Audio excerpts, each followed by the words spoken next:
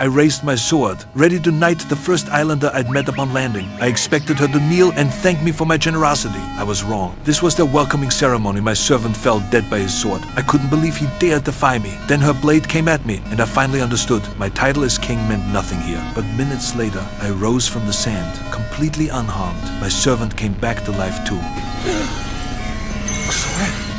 I seem to be immortal too. I thought this was my royal privilege until the islander told me the truth. On the Eternal Isle, no one can die, but no one can ever leave. What I heard, though, was something else entirely. I would rule this island forever. But my servant reminded me, our army was lost in the storm, and conquering this place with just the two of us would be nearly impossible. My solution was simple. Kill the king here, and everyone else would fall in line. I challenge you to a duel. To the victor, the crown. The island's king was delighted to see me finally, something new to break up the monotony. Clearly, plenty of others had shown up with the same idea. They'd all failed.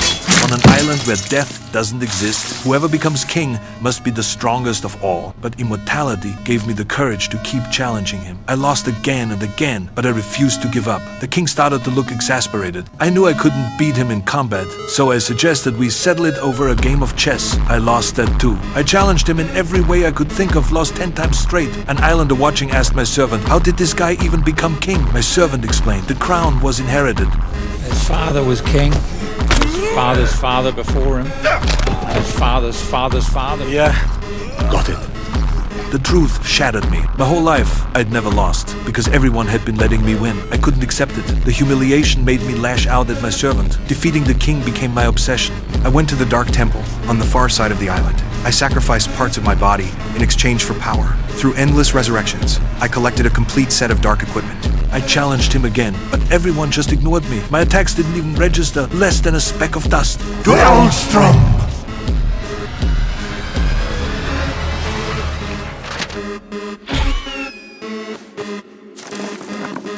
The king effortlessly stripped away all my gear and threw the crown on the ground. You don't deserve to be king. You're just a child who never grew up. I felt lost. This wasn't the victory I wanted. My servant reached out his hand to me. Let's start over. That's what the Eternal Isle is for second chances. But all I wanted was that crown. I didn't see the disappointment in my servant's eyes. Didn't notice the chest the king had opened, filled to the brim with crowns. I grabbed the crown and ran to the water's edge, wanting to admire how I looked wearing it. But I realized this wasn't what I truly wanted. Only then did I understand. I had lost something far more important. A crown given out of pity. A king no one respected. I had been fooling myself. I took the crown to the first islander I'd met, the woman, and asked for her help. She turned me down. I learned to change. I asked to become her blacksmith apprentice. The training would take a long time, but time was the one thing I had plenty of now. I crafted something with my own hands from